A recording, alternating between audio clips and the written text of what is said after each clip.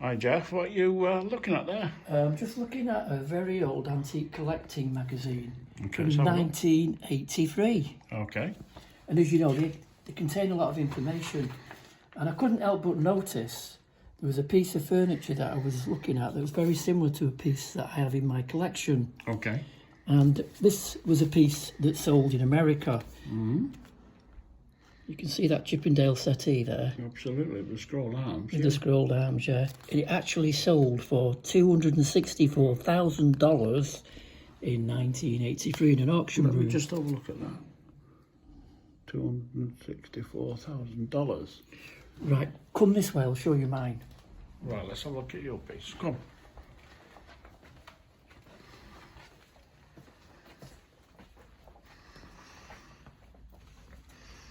Right. So we're going to do a comparison. Okay.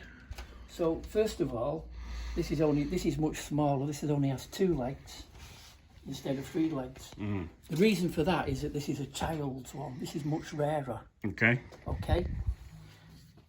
And it's a country Chippendale piece, and Mm-hmm. you call this a camelback.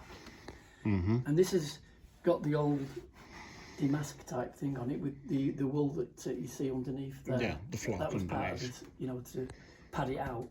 Yeah. But when you pull it back, you can see the original silk. Again, you can see the original Beautiful silk. purple silk. All Yeah. gone coloured, yeah. Yeah. And well, let's do a comparison. Let's have a look at the picture there. See how the arm sweeps that way? Sure. Look, sweeps exactly the same way. They've tubed that, but it doesn't matter because this upholstery that we see here is probably from the 1820s. Yeah. That's the original from the 1750s, and that's when it would have been made. Okay, so that would have been a vibrant colour, wouldn't it? Oh, really vibrant when it was new. It's obviously faded badly over the hundreds of years. But when you look at the leg there, slim leg, attention to detail, you can just see the line going down there. Yeah, it's a bit dark in there, but just about. And it's made out of, it's made out of mahogany, which you would expect for a Chippendale type piece. Okay. But we're looking at a stretcher on that one, aren't we? Well, if you look at this piece here, you notice it's got one stretcher that goes right across the middle there. And as I said, this has got 3 legs. This only needs 2 legs because it's only a child's and it's much smaller.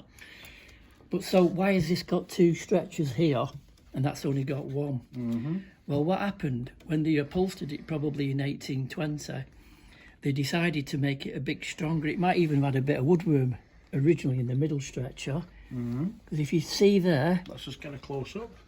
you'll notice The joint. where it would have been tenoned in there. Tenant, yeah. But they filled it in. So it would have had. And on that side, let's just have a quick look You at see that. that?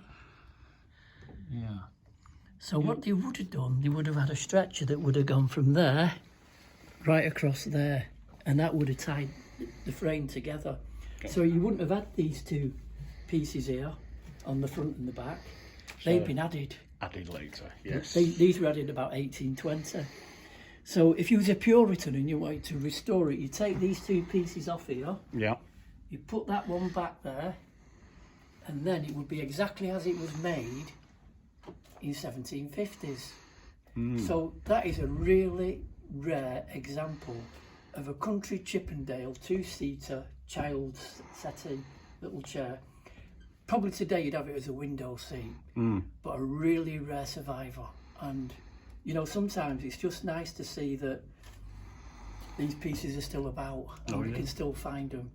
And I'm not really an antique dealer, I'm more of an antique collector. I like to find rare and beautiful things and then do comparisons like this. Let's have another quick look at that, because that was an amazing price what it sold for. That sofa. Well, bearing in mind it was 1983, that would be about £1 million now. 264,000. Wow, amazing. Yep.